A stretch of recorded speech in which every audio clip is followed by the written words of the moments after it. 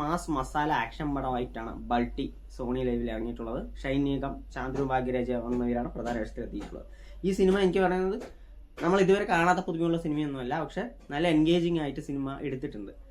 ഒരു ബോർഡറിലുള്ള ഒരു ഗ്രാമം, അവിടുത്തെ കബഡി ടീമിലെ 4 പേരാണ്, സുഹൃത്തുക്കളാണ്, നായകനും കൂട്ടുകാരും. അപ്പോൾ അവര് അവിടെ തന്നെ ഒരു 3 പേര് വലിയ കൈകളുണ്ട്, ഫിനാൻസ് നടത്തുന്ന അവിടുത്തെ മെയിൻ ലോക്കൽ റൗഡീസ് എന്ന് വേണമെങ്കിൽ പറയാം.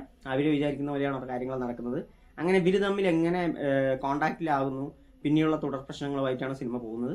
ഞാൻ പറഞ്ഞില്ലേ, ഒരു അത്യാവശ്യം നല്ല രീതിയിൽ കണ്ടിരിക്കാൻ പറ്റുന്ന ഒരു എന്റർടൈനർ തന്നെയാണ് ബൾട്ടി. എവിടെയും അങ്ങനെ എനിക്ക് ലോ ആയിട്ട് തോന്നിയില്ല.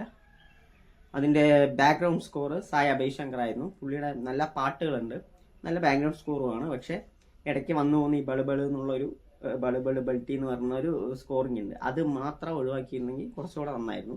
ഇനി സിനിമയിൽ എനിക്ക് ഏറ്റവും പോസിറ്റീവായി തോന്നിയ കാര്യം ആക്ഷൻ സീക്വൻസ് ആണ്. കാരണം അത് വൃത്തിക്ക് ഷൈനികവും ചാന്ദ്രു ഭാഗ്യം ചെയ്തിട്ടുണ്ട്. ഇവർ രണ്ടാൾക്ക് ഒടുക്കത്തെ സ്വാഗും സ്ക്രീൻ പ്രസൻസും ഉണ്ടായിരുന്നു സിനിമയ്ക്കകത്ത്. നല്ല മികച്ച ആക്ഷൻ രംഗങ്ങൾ ഉള്ളത് കൊണ്ട് തന്നെ ആ സിനിമ കുറച്ചുകൂടെ നല്ല രീതിയിൽ എൻജോയ് ചെയ്യാൻ പറ്റിയെന്നാണ് എനിക്ക് തോന്നിയത്. അത്രയ്ക്ക് നല്ല കിടിലൻ ആക്ഷൻ രംഗങ്ങളായിരുന്നു. നല്ല രീതിയിൽ അവർ ആക്ടേഴ്സ് കൈകാര്യം ചെയ്തിട്ടുണ്ട്. ഇവർ ഷൈനിക സ്ക്രീൻ മറ്റേ ചാന്ദ്രു ആണെങ്കിലും ശരി, അതിൻ്റെ ചില സീൻസിലൊക്കെ അവർ ഭയങ്കരമായിട്ട് നമുക്ക് ഒരു സ്വാഗൊക്കെ ഫീൽ ചെയ്യുന്ന ഒരു തരത്തിലുള്ള സിനിമയാണ്. പിന്നെ എനിക്കൊരു ഡ്രോബാക്ക് എന്ന് പറയാൻ പറ്റില്ല. ഇതിലൊരു പോരായ്മ എടുത്തു കഴിഞ്ഞാൽ നോർമൽ പാറ്റേണിൽ പോകുന്ന ഒരു സിനിമ തന്നെയാണ്, ഭയങ്കര പ്രിഡിക്റ്റബിൾ ആയിരിക്കും എന്ന് മാത്രം. പിന്നെ ക്ലൈമാക്സ് എനിക്ക് അത്ര ഇഷ്ടപ്പെട്ടില്ല. ക്ലൈമാക്സ് കുറച്ചുകൂടെ നന്നാക്കാമായിരുന്നു എന്ന് തോന്നി. മൊത്തത്തിലൊരു ക്ലീൻ എന്റർടൈനറാണ് ബൾട്ടി. ധൈര്യമായിട്ട് സമയം പോക്ക് സിനിമയായിട്ട് കാണാവുന്ന സിനിമയാണ്.